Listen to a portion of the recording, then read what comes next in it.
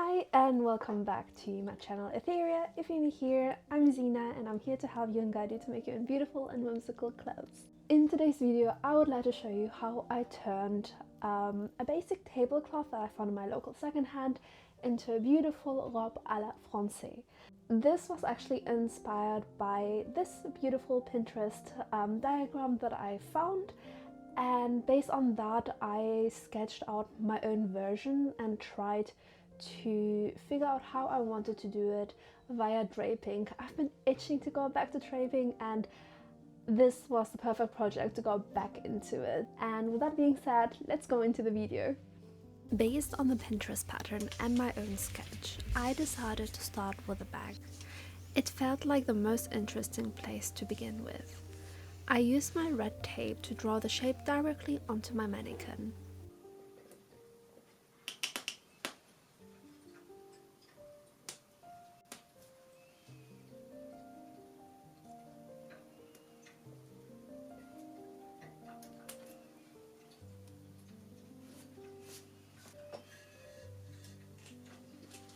Once I was happy with it, I measured the horizontal and vertical space of the back piece and added about 10 cm on either side, and cut my muslin accordingly.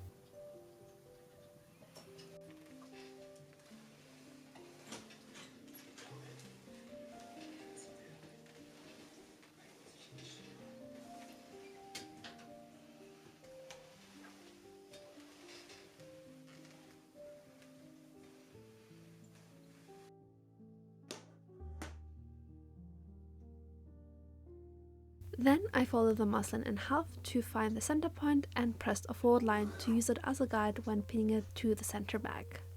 I pinned the muslin onto the mannequin, aligning the center of the fabric with the center back. Then I started smoothing it out. Around the neckline, I made small slashes into the fabric so that the fabric sits smooth on my mannequin.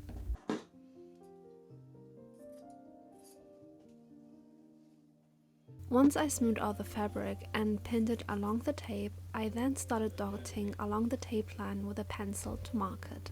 With the fabric marked, I took it off the mannequin and drew the lines, adding seam allowance.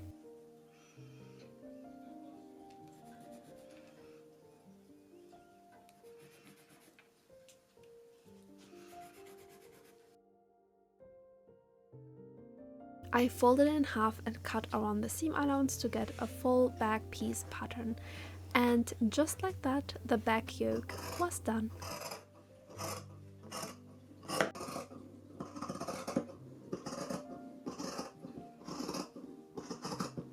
Now for the fun part, the pleats. I didn't use a pleat calculator, I basically just eyeballed it and hoped for the best. I did try to work it out the mathematical way, but I got quite frustrated and I gave up straight away.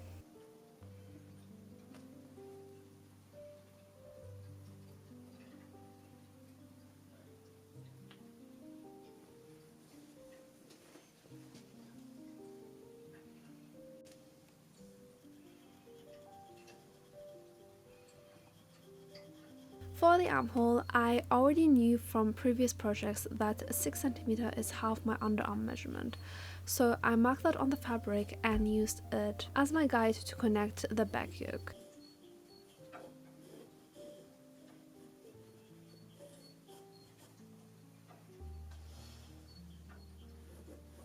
I then slashed into the fabric and removed the excess I no longer needed.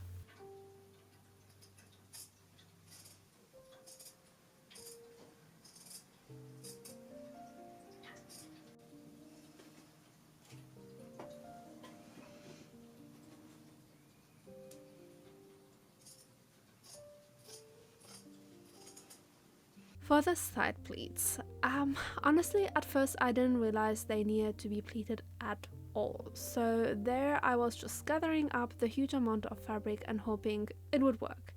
But that's really the whole point of making a mock-up, figuring out how all the pieces will fit together.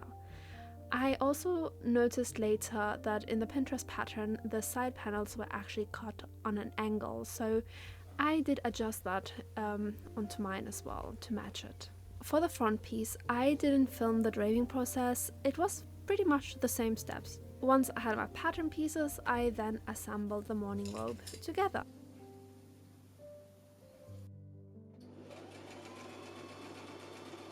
To draft the sleeve, I first put on my mock-up and clipped a piece of fabric around my arm. I made sure that when my arm was down, the fabric aligned with the armhole of the robe. Then I lifted my arm to a 45-degree angle and measured the distance from my shoulder to the edge of the fabric. But first, let's take a look at the mock-up without the sleeve. Luckily, there weren't many issues. The muslin is quite stiff, which is why it didn't look its best on me. I also wasn't happy with how much the front was overlapping, and I definitely wanted to change that for the second mock-up. But all in all, I was pretty much pleased with how the first mock-up turned out to be. I then took the mock-up apart so I could start correcting my pattern in Illustrator.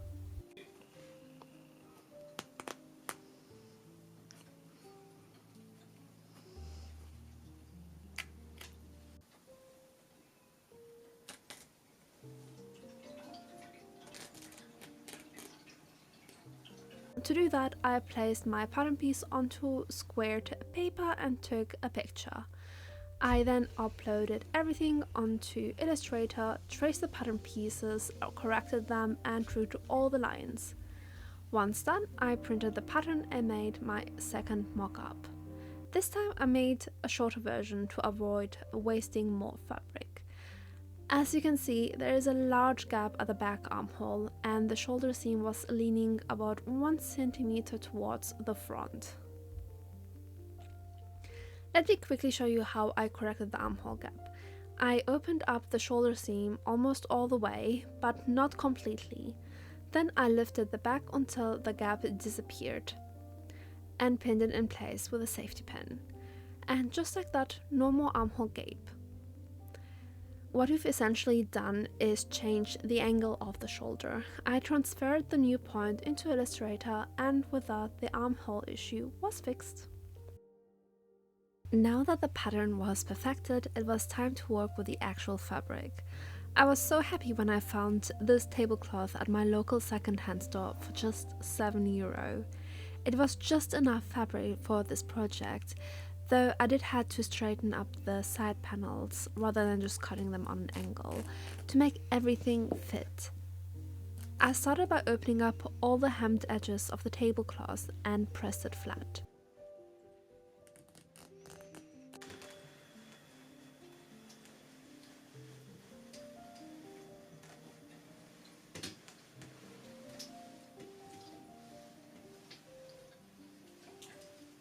Once that was done, I placed my pattern pieces and traced them using my white chalk pen. Then I used my ruler to add all the seam allowances.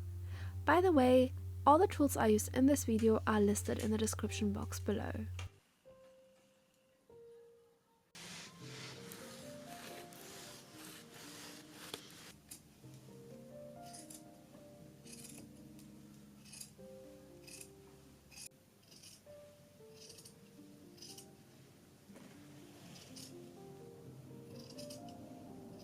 Since this fabric frays like crazy, I decided to apply fusible tape all along the curves and edges.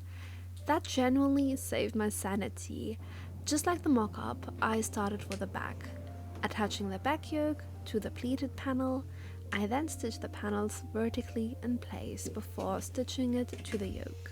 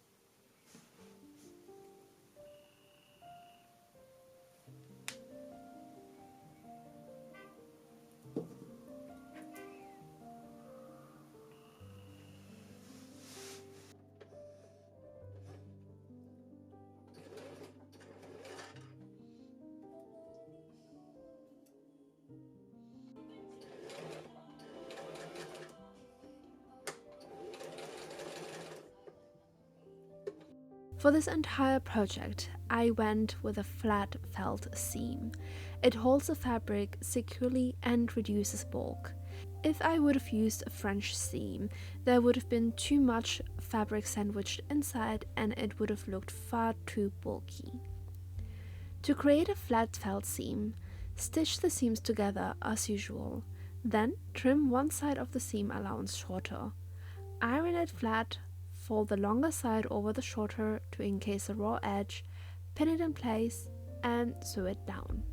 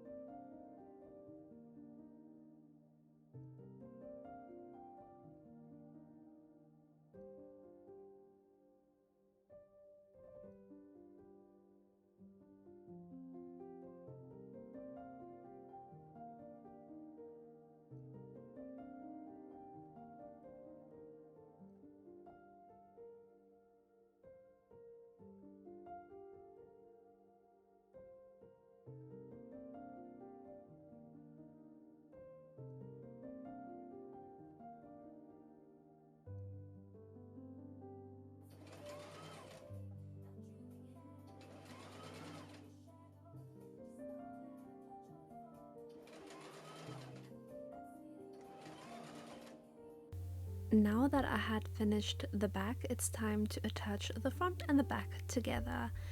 And to do so, I pinned the shoulders together. I again used flat felt seam.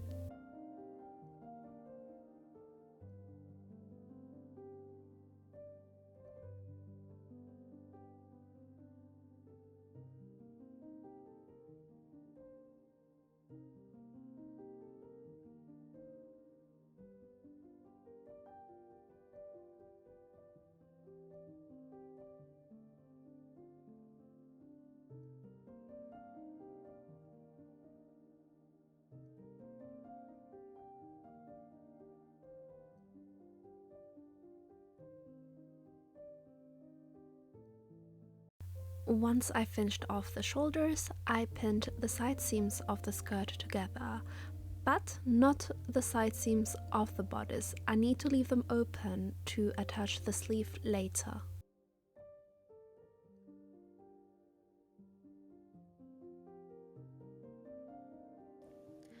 So before I continue doing anything, I will actually put some bias tape on all of the edges, because if you can see here, if you can see here, it's fraying like crazy and it's giving me a bit of anxiety.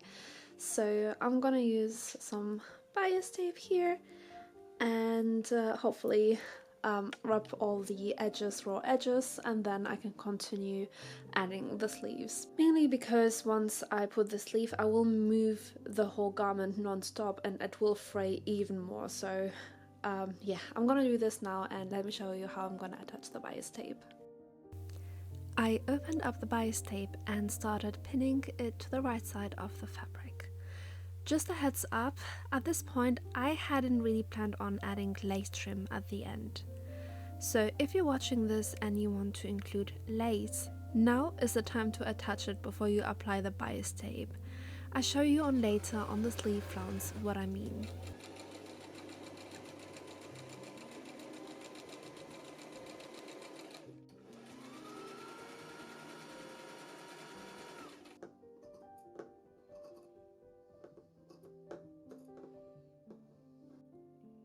Once one side of the bias tape was stitched in place, I cut the edges of the gown and then folded it inwards to encase the raw edges.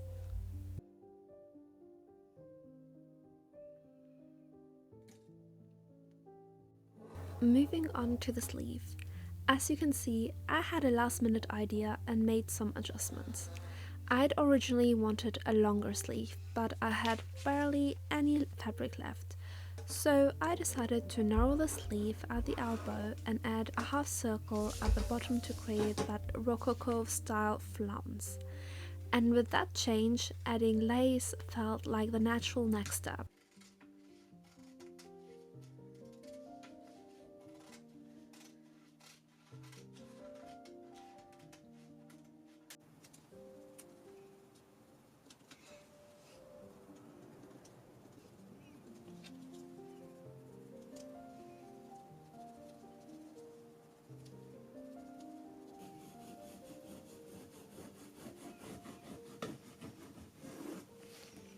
To create the flounce, I measured the new elbow length edge on my pattern piece and fed that number into a circle skirt calculator.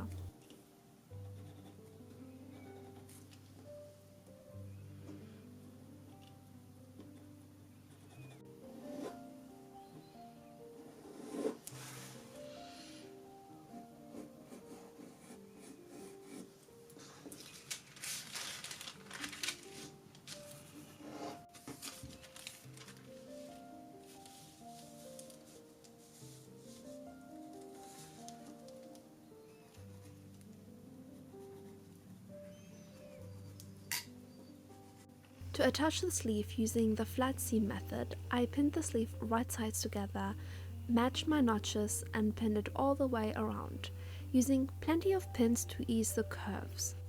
Once stitched, I trimmed the sleeve seam allowance shorter so I could fold the longer side over it.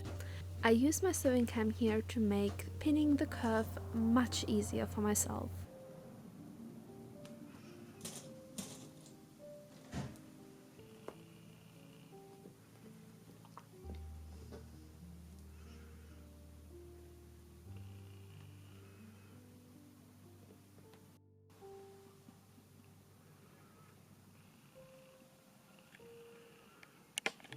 Once the sleeve was attached to the gown, I added the flounce to the sleeve, again using a flat felt seam.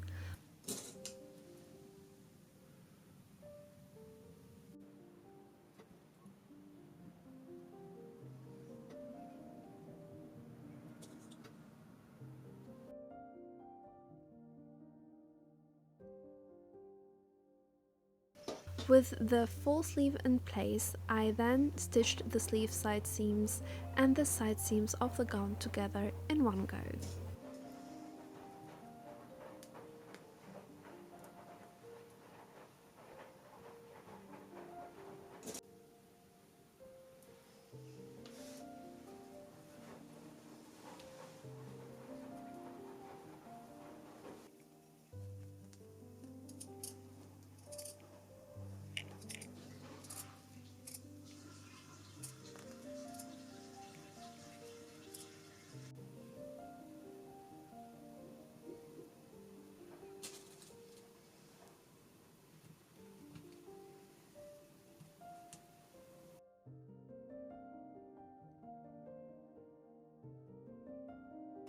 The last step is optional, but it's how I added the lace trim to the sleeve and along the front of the gown.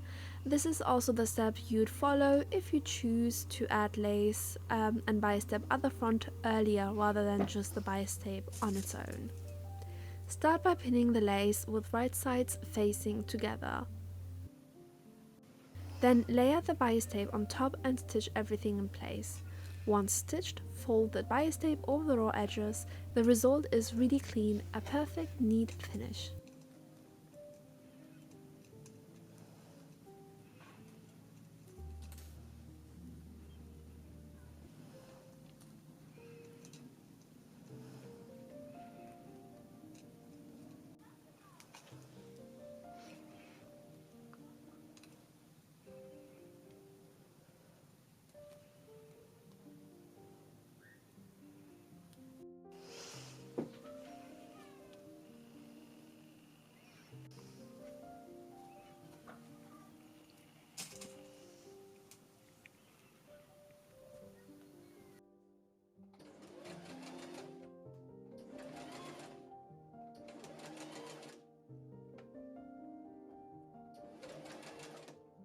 And that's it. My morning robe à la française is completed.